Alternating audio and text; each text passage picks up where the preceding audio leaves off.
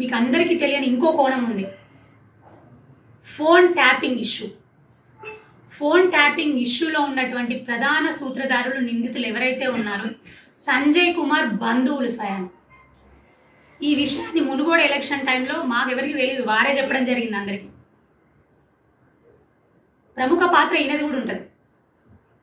MLA elections జరిగినప్పుడు మేము ఎక్కడికి వెళ్తే అక్కడికి మేము వెళ్ళొచ్చినామో లేదో, మేము ఫోన్లు చేసినామో లేదో, క్షణాలలో అక్కడికి పోలీసులు రావడము, లేకపోతే క్షణాలలో ఈయన పోయి ఉండడము, ఈయన ముఖ్య అనుచరులు పోయి అక్కడికి వెళ్ళి ఉండడము, బెదిరించడము, ఇలాంటి పరిస్థితులు కనిపించినాయి.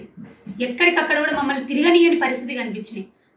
నేను ఎక్కడికైనా ఊరు వెళ్తున్నానంటే నాకంటే ముందుగా అక్కడికి వెళ్ళి ఉండడం, ఎవరినైనా ముఖ్య నాయకుల్ని కలుస్తున్నానంటే నాకంటే ముందుగా వెళ్ళి అక్కడ ఆ ఇళ్లలో పోయి కూర్చొని వాళ్ళని బెదిరించడం, ఇవన్నీ కనిపించినాయి. నేను ఎదుర్కొన్నాను. ఎక్కడి వరకు వెళ్ళింది అంటే, మా పార్టీ పెద్ద మనుషులే నాకు ఫోన్ చేసి కొద్ది రోజులు మీరు ఫోన్కి దూరంగా ఉండండి, ఫోన్ ఎక్కువ వాడకండి అనే పరిస్థితి కనిపించింది నాకు. కేవలం ఈ ఫోన్ ట్యాపింగ్ ఇష్యూకి దీంట్లో ఉన్నటువంటి నిందితులు ఎవరైతే ఉన్నారో బయటికి రాకుండా ఈ ఎమ్మెల్యేల జాయినింగ్ల ఉదంతం మీద అది కూడా ఒక పెద్ద కారణం ఉంది. సంజయ్ కుమార్ అయితే అది కూడా ఒక కారణం, ఒక కోణం. ఎందుకు దాన్ని సిబిఐకి అప్పగించడం లేదు? మేము బీజేపీ పార్టీ తరఫున మిమ్మల్ని డిమాండ్ చేస్తూ ఉన్నాం, రాష్ట్ర ప్రభుత్వాన్ని డిమాండ్ చేస్తూ ఉన్నాం. ఫోన్ ట్యాపింగ్ ఇష్యూలో చాలా దారుణాలు జరిగాయి, అన్యాయాలు జరిగాయి. ఖచ్చితంగా మేము వెంటనే డిమాండ్ చేస్తూ ఉన్నాం. ఆ ఫోన్ ట్యాపింగ్ కేసుని ఇమీడియట్గా సిబిఐకి అప్పగించాలి, సమగ్ర విచారణ జరిపించాలి. అందులో ఎమ్మెల్యే సంజయ్ కుమార్ ఖచ్చితంగా విచారణ జరగాలి. వారి మీద కూడా ప్రధాన పాత్ర వారిది ఉంటుంది.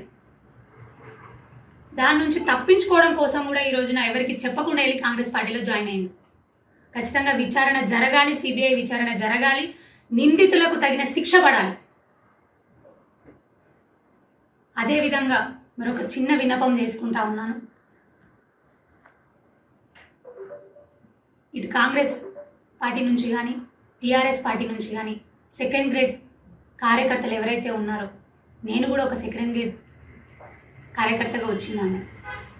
ఒక కౌన్సిలర్గా గెలిచి, ఒక చైర్పర్సన్ అయ్యి, ఒక ఎమ్మెల్యేగా కంటెస్ట్ చేసిన. రాత్రికి రాత్రి ఏదో వచ్చి ఎమ్మెల్యే టికెట్ తీసుకొని ముందు నిలిచిన దాన్ని కాదు. అక్కడి నుంచి కింది స్థాయి నుంచే వచ్చినాను. ఆ బాధలేంటో, ఆ కష్టాలేంటో నాకు కూడా తెలుసు. అవన్నీ ఎటు కాని పరిస్థితి కనిపిస్తూ ఉంది. ముఖ్యంగా జీవన్ రెడ్డి గారి వైపు ఉన్నటువంటి కార్యకర్తలందరికీ కూడా నేను విన్నపం చేస్తూ ఉన్నాను. మిమ్మల్ని ఎటు నెగలని అని పరిస్థితి, ఎటు అలపని సలపని పరిస్థితి కనిపిస్తూ ఉంది. ఎక్కడికక్కడ కూడా అధికారం కోసం కొట్లాటలు నడుస్తూ ఉన్నాయి. ఏ దిక్కు తోచని పరిస్థితి మీకుంది. నేను మీ స్టేజ్ నుంచి వచ్చిన దాన్ని, అక్కడి నుంచి వచ్చిన దాన్ని, ఆ బాధలు తెలిసిన దాన్ని. రండి, కలిసి నడుద్దాం. ప్రజల సంక్షేమం కోసం, అభివృద్ధి కోసం మనం పనిచేద్దాం. మనల్ని ఎదగనిచ్చే పరిస్థితి అక్కడ లేదు, మిమ్మల్ని ఎదగనిచ్చే పరిస్థితి అక్కడ కనిపించడం లేదు. ఇటు సైడ్ అయినా